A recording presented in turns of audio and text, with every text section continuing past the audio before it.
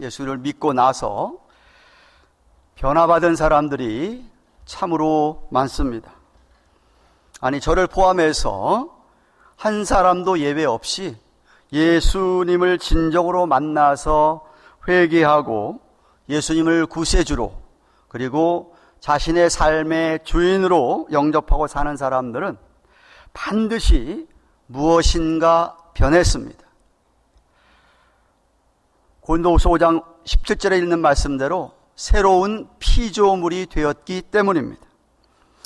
즉, 여러분이 예수님을 믿고 난 후에 여러분의 생각과 여러분의 사고방식이, 삶의 태도가, 말과 행동이 믿기 전과 비교하면 분명히 다른 게 있다 이 말입니다. 조금이라도 변하게 되어 있다 이 말입니다. 만약 조금도 안 변했다, 그러면 진정으로 예수님을 만난 것이 아닌 것입니다. 정말로 예수님을 구세주와 주로 믿고 사는 것이 아닙니다. 오늘 본문에 보면 그렇게 예수님을 만나서, 예수를 믿고 나서 변한 사람이 한 사람 등장합니다. 바로 삭개오라고 하는 사람입니다. 예수님께서 예루살렘을 향하여, 십자가를 향하여 올라가시는 마지막 길목인 여리고 성을 통과하다가 8장 마지막 35절에 43절에 있는 날 때부터 소경된 바디메오라는 사람을 고쳐주시고 구원하시며 그의 믿음을 칭찬하신 후에 오늘 본문의 삭개오를 만나는 것을 봅니다. 2절을 보시면 삭개오라 이름하는 자가 있으니 세리장이요 또한 부자라. 삭개오가 어떤 사람인가를 성경이 알려주고 있습니다. 삭개오라고 하는 헬라의 원어의 이름의 뜻은 아주 순전한, 의로운, 선량한 이런 뜻을 갖고 있습니다. 아마도 부모가 그 아들이 그런 사람이 되라고 이름을 지어준 것이라고 여겨집니다. 부모가 자식들 이름 지을 때에 다 그런 뜻을 가지고 짓지 않겠습니까? 그러나 그는 부모의 뜻과 달리 세리장이 되어서 동족 유대인들에게 비난을 받는 대상이 되었습니다. 유대인인데 로마 정부의 관료가 돼가지고 세리장이 되어서 세금을 많이 거두어서 자신을 위해 돈을 착복하는 그런 세리들이 많았는데 그 중에 세리장이었다는 것입니다. 세리들만 하더라도 저거 매국노, 저거 반역자, 저 죄인이라고 욕을 먹고 사는데 세리들 중에 장이다 그러니 오죽하겠습니까? 그러니 그는 보통 세리보다도 더 돈이 많은 부자 중에 부자였던 것이었어요. 근데 아마도 삭개오는 자기의 그렇게 돈을 모으고 재산이 늘어갈수록 자기 나름대로 번민이 더해졌던 것이었습니다. 양심이 자꾸만 소리치는 것이었겠죠. 죄의식이 쌓아갔다 이 말입니다. 그러다가 예수님에 대한 소문을 들었습니다. 예수님이 자기가 있는 여리고 마을을 지나가신다고 하니까 예수님을 만나보고자 하였습니다. 3절 4절 말씀 보십시오. 저가 예수께서 어떠한 사람인가 하여 보고자 하되, 이 말은 좀 만나보고 싶었던 것이었습니다.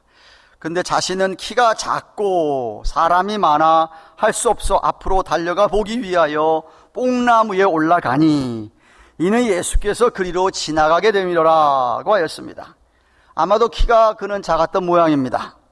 그래서 사람이 많으니까 그냥 길에서는 예수님을 볼 수가 없어서 그래서 뽕나무 위에 올라갔던 것입니다. 사실 세리장이라고 하는 신분이 있는데도 불구하고 그 체면을 무릅쓰고 나무 위에 올라갔다라고 하는 것은 그만큼 예수님을 만나보기를 사모했던 그러한 삭개오였던 것을 우리가 추측할 수 있는 것이죠.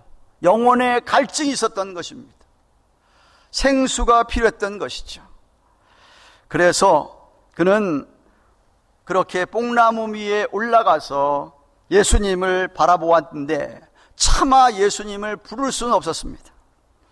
그래서 안타까운 마음으로 그냥 쳐다보고만 있는 것이었습니다.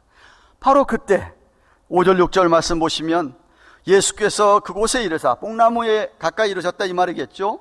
우러러보시고, 나무에 있으니까 우러러보시고 이르시되, 삭개오야 속히 내려오라.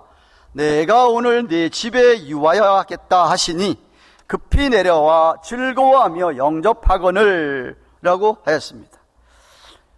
이미 삭개오에 대해서 알고 있었던 우리 예수님, 주권적으로 먼저 그를 부르시는 것이었습니다. 삭개오가 부르기 전에 먼저 그를 알아보시고 그를 부르시는 예수님이십니다. 그냥 부르시는 게 아니었습니다. 야, 내려와라. 내가 너의 집에 머물겠다. 당시의 관습에 그 집에 머물겠다는, 그 집에서 함께 식사를 하겠다라는 의미였습니다. 예수님은 삭개오의 집에 방문할 필요가 있었습니다. 자신이 이 땅에 온 사명을 감당하기 위해서입니다. 삭개오는 자신을 이름만 불러준 것만으로도 놀랄 만한데, 자신의 집에 오겠다, 식사를 하겠다고 하시니 전혀 예상치 못한 뜻밖의 초청에 엄청 흥분했을 것입니다. 오늘날의 문화에서야 스스로 누구 집에 내가 가겠다, 가서 내 집에 가서 밥 먹겠다는 건 좀 무례한, 에티켓이 없는 것이죠. 그죠? 당시의 문화에서는 이렇게 랍비라든가 유대 종교 지도자들은 얼마든지 어느 집이든지 내가 너희 집에 가겠다라고 하였던 것이었습니다. 예수님의 부르심에 삭개오가 즐거워하며 급히 뽕나무에서 내려와 예수님을 모시고 집으로 갑니다. 예수님이 초청하자마자 즉각 순종한 것입니다. 그것도 아주 기쁘고 즐겁게. 아마도 그는 예수님의 소문을 듣고 이미 마음속에 예수님, 메시아, 하나님의 아들로 이 땅에 오신 예수님을 이미 받아들이고 자기가 집에 영접함으로 말미암아 그는 구원과 영광을 동시에 누리는 특권을 가지게 된 것입니다. 그러나 이 모습을 보고 있던 사람들, 평소 세리장인 삭개오를 욕하고 비난했던 여리고 주민들은 그 모습을 보고 실망을 합니다. 7절 말씀 보십시오. 무사람이 예수님께서 삭개오를 따라서 삭개오 집으로 들어가는 것을 보고 이런 소리죠. 저가 죄인의 집에 유하러 들어갔도다 하더라 하였으니 말입니다. 죄인의 집에 들어가서 예수님이 식사를 하신다, 교제를 하신다니까 자기들이 기대하고 있던 메시아의 모습에는 전혀 맞지 않았던 것이었죠. 그들이 갖고 있던 선입견과는 예수님이 그런 행동을 저들은 받아들이기가 힘들었습니다. 그래서 이렇게 투덜거리고 이렇게 아마도 불평하면서, 아니, 우리는 예수님을 우리의 메시아로 생각하고 있는데, 아니 어떻게 저런 매국노예, 저런 반역자의 집에 들어가서 식사를 하고 교제를 한단 말인가? 우리 일제시대 때에 오늘까지도 욕을 먹고 있는 친일파로 찍히는 사람들, 일본의 정부에 빌붙어가지고 우리나라 사람들을 착취했던 사람들, 생각해 보십시오. 우리나라 사람들이 보기에 그 사람들 어떻게 여기겠습니까? 그런 상황이라고 생각하시면 됩니다. 아니 세상에 저런 집에 들어가. 하지만 예수님은 이전에는 바리새인의 집에도 간 적이 있습니다. 바리새인 집에 가서 하나님께서 유대인 너희들을 얼마나 사랑하는지 택하였는데, 사랑했었는데 니들이 이게 지금 무엇이냐? 그들이 하나님의 뜻을 배반한 것조차도 예수님은 바리새인 집에서도 이야기한 적도 있습니다. 이제는 그들이 반역자라고 얘기하는, 매국노라고 얘기하는 이 세리장의 집에 지금 들어가셨어. 저들이 생각하는 죄인, 자기들은 의인이고 죄인의 집에 들어가서 식사를 하고 교제하는 것이었습니다. 무슨 말씀이? 예수님은 바리새인의 집이든 세리장의 집이든 어느 집이든 누구든 차별 없이 예수님은 당신을 나타내시고 당신을 그리스도로, 메시아로, 진정한 메시아로 받아들이기를 원하셨던 것이었어요. 무사람들이, 주위 사람들은 그렇게 예수님도 욕하고 비난하고 그 집에 가는 것조차도 못마땅해하고 있지만, 삭개오는 자기의 집에서 예수님과 식사를 하면서 예수님으로부터 복음의 말씀을, 진리의 말씀을 들었던 것이라고 저는 확신합니다. 그 결과 삭개오가 변화를 받고 믿음의 고백을 하게 되지 않았나. 7절 말씀과 8절 말씀 사이에 시간이 지났다고 생각을 합니다. 예수님과 식사를 하고 대화하는 가운데 소문으로만 들었던 그런 이야기들을 직접 예수님으로 듣고 나서 그는 정말 예수님을 영접하였던 것이죠. 믿었던 것이었습니다. 8절 말씀 보십시오. 삭개오가 서서라고 얘기합니다. 저는 사도 누가가 이 복음서를 기록하면서 이 누가가 그 자리에 있지 않았었나 생각을 합니다. 같이 세리장의 집에 들어가서 목격했기에 이런 글을 우리에게 남기고 있는 것이죠. 삭개오가 서서 앉아서 식사를 다 하고 교제를 하고 나서 서서 주께 여짜오되 주여 보시옵소서. 내 소유의 절반을 가난한 자들에게 주겠사오며 만일 이것을 토색한 일이 있으면 4배나 갚겠습니다 라고 8절에 말씀하고 있습니다. 비교가 됩니다. 바로 전장의 18장에 보시면은 부자 관원 이야기가 나옵니다. 18장 18절에서 23절에 관원 하나가 있었습니다. 다른 공간 복음서에 부자 청년이라고 했었습니다. 이 관원이 예수님께 나와서 내가 어떻게 하면 영생을 얻겠습니까? 라고 물었을 때 예수님께서 10계명 가운데 5계명서부터 얘기하시면서 계명들을 지켜라. 아, 예수님, 그거 제가 다 어릴 때부터 지켰던 겁니다. 근데 예수님께서 그러냐? 그럼 내가 가진 소유를 가난한 자에 팔아서 가난한 자에 나눠 주어라. 그 말을 들었을 때에 이 부자 관원은 근심하며 거기를 떠났다 라고 말씀을 드렸습니다. 이유는 그는 아직도 깨닫지를 못했던 것이었죠. 예수님이 아직도 깨닫지 못하고 예수님을 믿지 못했기 때문에 만약 믿었다면 그대로 했겠죠. 그런데 오늘 이 본문의 삭개오는 복음을 듣고 진리의 말씀을 듣고는 예수님이 너 이렇게 하라고 요청하기도 전에 스스로 이야기합니다. 스스로 내가 갖고 있는 재물의 절반을 나누어서 가난한 사람에 나눠주고 자기가 세금을 걷고 한 것에 대해서 과도하게 많이 걷어서 자기가 착복을 했다고 한다면 그거에 대해서 4배나 제가 찾아다니면서 다 갚겠습니다 라고 한 것이었습니다. 그러자 예수님이 9절에 이렇게 이야기하십니다. 예수께서 이르시되 오늘 구원이 이 집에 이르렀으니 이 사람도 아브라함의 자손이미로다 라고 말씀하셨습니다. 오해하지 마십시오. 그가 이렇게 재물을 내가 반을 잘라서 가난한 자에 주겠다, 내가 도둑질한 것이 있으면은 과도하게 세금 얻고 있으면 다 4배로 갚겠다, 그래서 이 집에 구원에 임했다는 얘기가 아닙니다.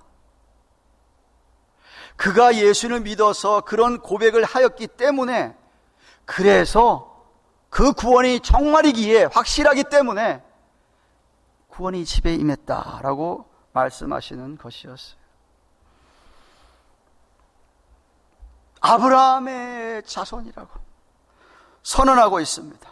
사람들이 죄인이라고 부르는 이 매국노, 이 반역자라고 부르는 이 사람에게 세리조차도 욕을 하는데, 세리 장인이 죄인 중에 두목인데 그에게 아브라함의 자손, 언약의 자손이라고 하니까 대반전이 일어나는 것이죠.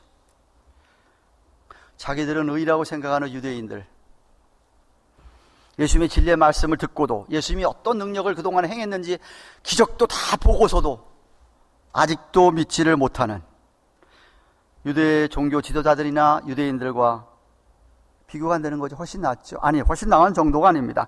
하늘과 땅 차이입니다. 저 천국과 지옥의 차이입니다. 영생과 영벌의 차이가 난 것입니다. 또한 자신은 뿐만 아닙니다. 삭개오뿐만 아닙니다. 본문에는 그 집에, 이 집에 왜 이 집에 구원이 이뤘다고 얘기했을까요? 그 집에서 식사하는데 둘만 식사했겠습니까? 온 가족이, 야, 예수님이 우리 집에 찾아왔는데 온 가족이 같이 지금 식사를 하면서 온 가족이 같이 복음을 들었겠지요. 듣고 삭개오처럼 온 가족이 다 예수를 믿은 겁니다. 삭개오의 부인도 믿었겠지요. 그러니까 그렇게 삭개오가 재산을 반이 나눠주고 정말 그렇게 도적질한 거 다 사별을 갚겠다고 하는데 부인도 동의하지 않았겠습니까? 부인 동의 안 했으면 가만히 있었겠습니까? 함께 믿었던 것이었어요. 삭개오처럼 온 가족이 변화를 받은 것이었습니다. 예수님께서 결론적으로 10절에 이렇게 얘기하십니다. 인자에 온 것은 잃어버린 자를 찾아 구원하려 함이라. 사람의 몸을 입고, 하나님께서 사람의 몸을 입고 이 땅에 오신 그 인자, 왜 그렇게 오셨나? 왜 사람의 몸을 입고 이렇게 오셔서 십자가에서 피 흘려 죽으셨을 밖에 없었느냐? 오신 목적이 잃어버린 자들을 찾아서 그들을 구원하려고, 그들에게 은혜를 베풀고 구원을 허락하시려고 라는 말씀입니다. 이미 누가복음 15장에서 세 가지 비유를 기억하십니까? 100마리 양이 있다가 한 마리 잃어버렸을 때 한 마리 양을 찾아서 나간 그 목자, 너무 찾아서 기뻐서 어깨에 메고 와서 잔치를 베풀었던 목자, 집안에 드라크마 동전 10개 중에 하나가 없어져가지고 그렇게 찾다가 찾았을 때에 그 여자가 얼마나 기뻐했느냐. 큰 아들은 괜찮은데 둘째 아들이, 탕자가 나갔다가 돌아왔을 때에, 찾았을 때에 얼마나 아버지가 기뻐하며 잔치를 베풀었던가. 이미 15장에서 우리에게 주신 그 교훈의 말씀, 왜 예수님이 이 땅에 올 수밖에 없었느냐? 잃어버린 양 한 마리, 잃어버린 동전 하나, 탕자 다시 찾아서 그들을 구원하기 위해서라 하고 했던 것이었습니다.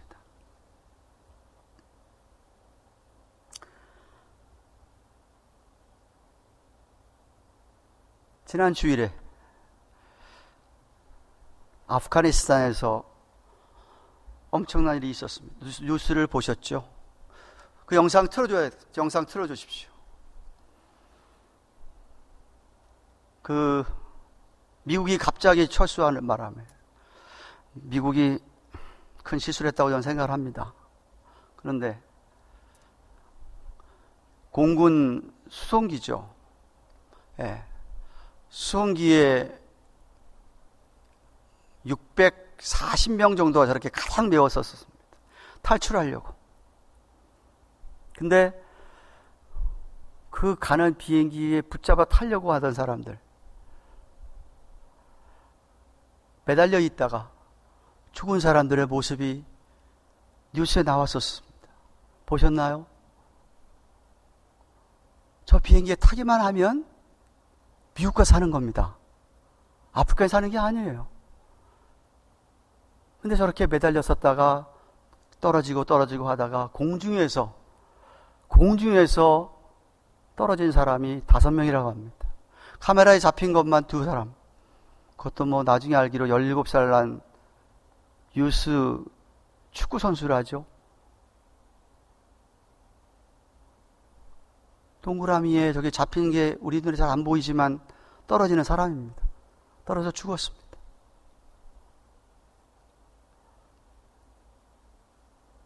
거기에 탄 사람은 탈레반이 지금 자리 잡고 있어가지고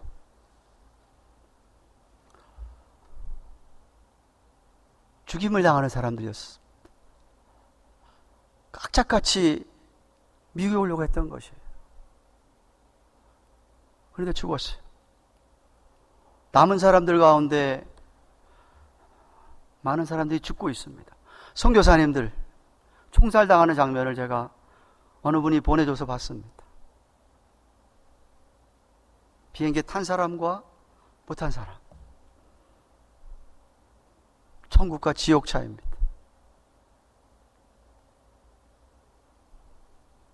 예수님께서 타라의 겁니다. 자기를 하나님께 갈 수 있고 인도할 수 있는 나를 타라 이거죠. 우리 예수님은 무작정 저렇게 뿌리치는 분이 아니시죠. 잡기만 하면 다 건져주시는 분입니다. 말씀 맺습니다. 사랑하는 가든교회 교우 여러분, 기억하십니까? 3장에 나왔던 이야기입니다. 누가복음 3장에 나왔던 얘기입니다. 세례 요한이 한 얘기입니다. 진정한 회개를 하지 않고 세례 요한에게 세례를 받으려고 나온 유대인들을 향하여서 세례 요한이 이렇게 얘기합니다. 독사의 자식들아, 누가 너희를 가르쳐 장차 올 진노를 피하라 하더냐? 그러므로 회개에 합당한 열매를 맺고. 속으로 아브라함이 우리 조상이라 말하지 말아라. 무슨 얘기냐면 회개에 합당한 열매를 맺어야 정말 회개한 게 사실이지, 그 회개할 열매가 없으면서 나는 아브라함의 후손인데라고 말하지 말아라. 니들이 그렇게 하나님의 선밀하면서 믿지 않느냐? 너 무슨 말 하는지 아세요? 하나님이 능히 이 돌들로도 아브라함의 자손이 되게 하리라. 돌들로도, 너희들이 얘기하는 그 죄인이라고 얘기하는 세리장, 매국노라고 하고 반역자라고 얘기하는 그 사람들, 하나님이 구원하실 수 있다.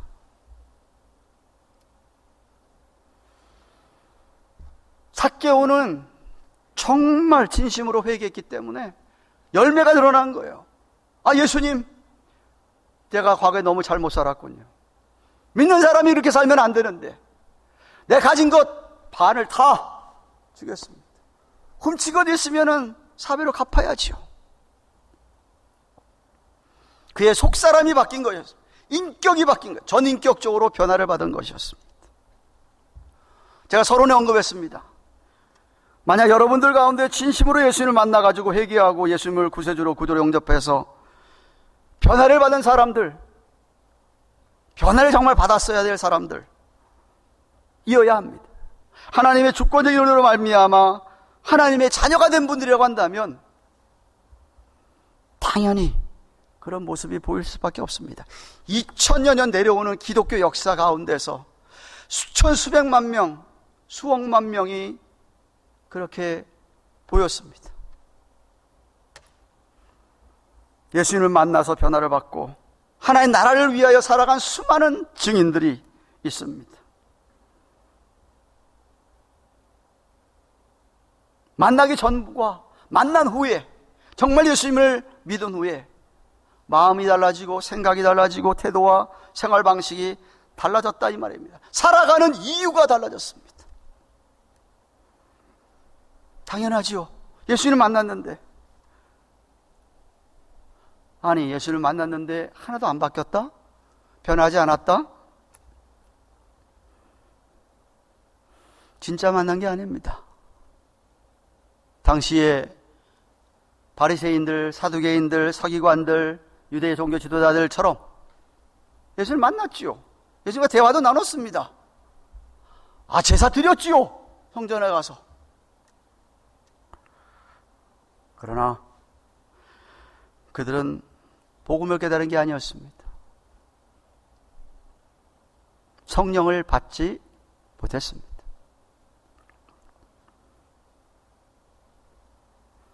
그런데 변한 것이 있다고 한다면, 예수님 믿음 때문에 변한 것이 있다면 그것이 간증이 되는 것이죠. 여러분의 변한 삶이 하나님 정말 살아계시다는 증거입니다. 여러분의 변화된 삶이 예수님이 정말 십자가의 피로 돌아가신, 그리고 부활하신, 승천하시고 하나님과 함께 보좌 우편에 앉아 계시면서 우리에게는 오늘날 영으로, 성령으로 우리와 함께 하시는 분, 그분이 정말이라는 것을 증거하는 거예요. 증거하는 거예요. 사랑하는 여러분, 오늘도 예수님은 잃어버린 자를 찾고 있습니다. 예수님이 먼저 손을 내미시는 분입니다. 왜? 찾아 구원하시려고. 죄의 무거운 짐을 다 벗겨주시고 진정한 자유를 주시려고 초청하고 있습니다. 하나님과 원수된 관계에 있던 우리들을 하나님과 이제는 화목하게 하시려고, 하나님과 이제는 교제하며 살라고, 신령한 복을 주시려고 초청하고 있습니다. 변화된 삶, 이제는 좀 의미 있는 삶을 살라고. 아직도 진정으로 예수님을 만나지 못하셔서 변화된 삶을 살지 못하는 분은 혹시 없습니까? 살아가는데 삶의 진정한 평안과 기쁨이 없습니까? 예수님이 오시기 600여 년 전입니다. 훨씬 오래 전입니다. 하나님께서 예레미야 선지자를 통하여서 이런 약속을 하나 하셨습니다. 예레미야서 32장 38절에 41절입니다. 예수님을 믿고 회개하고 돌아오는 그들은 내 백성이 되겠고 나는 그들의 하나님이 될 것이며 내가 그들에게 한 마음과 한 도를 주어 자기들과 자기 후손의 복을 위하여 항상 나를 경외하게 하고 내가 그들에게 복을 주기 위하여 그들을 떠나지 아니하리라 하는 영원한 언약, 새 언약입니다. 그것을 그들에게 세우고 나를 경외함을 그들의 마음에 두어서 나를 떠나지 않게 하고 내가 기쁨으로 그들에게 복을 주되 정령의 나의 마음과 정신을 다하여 그들을 이 땅에 심으리라 라고 하셨습니다. 정말 그 약속대로 예수님께 600년 후에 오셔서 정말로 그렇게 십자가에 돌아가시고 그리고 부활하시고 승천하셨습니다. 그 약속대로 오신 주님께서 한 번은 이렇게 말씀하셨습니다. 마태복음 11장 28절에 수고하고 무거운 짐진 자들아 다 내게로 오라 내가 너희를 쉬게 하리라. 죄로 말미암아 이 땅에서 고생하며 사는 사람들, 고통받으며 사는 사람들, 잃어버린 자들을 오늘도 찾으시고 부르시는 겁니다. 왜? 쉬게 하시고 안식을 주시려고, 복을 주시려고 부르시고 계시는 것이죠. 삭개오처럼 부르실 때 기쁘고 즐겁게 영접하시면 됩니다. 말씀을 듣고 마음을 열면 그러면 자녀가 되는 것이고 참 자유가 주어지게 되고 참 안식이 주어지게 되고 평안과 기쁨이 주어지게 되는 것입니다. 계시록 3장 20절에 볼지어다 내가 문 밖에 서서 두드린다. 마음 문을 얘기하는 것입니다. 마음 문 밖에 서서 두드리는 너희가 누구든지 내 음성을 듣고 문을 열면 내가 그에게로 들어가서 그로 더불어 먹고 그는 나로 더불어 먹으리라. 교제하시겠다는 것입니다. 성령으로 주님께 성령으로 우리 안에 거하시면서 교제하시면서 우리의 삶이 변화받는다 이 말입니다. 달라진다 이겁니다. 바뀌어진다는 겁니다. 어떤 사람은 확 달라지기도 합니다. radically 아주. 어떤 사람은 천천히 조금씩 달라지게 되어 있습니다. 분명한 것은 달라진다 이겁니다. 예수님을 닮아가게 되어 있다 이 말입니다. 자식이 부모를 닮지 않습니까? 부모 안 닮는 자식이 어디가 있습니까? 하나님의 자녀가 되었기 때문에 하나님을 닮을 수밖에, 주님을 닮을 수밖에 없어요. 닮지 않는다? 사생아지요. 자기 피의 자녀가 아니니까 안 닮는 거예요.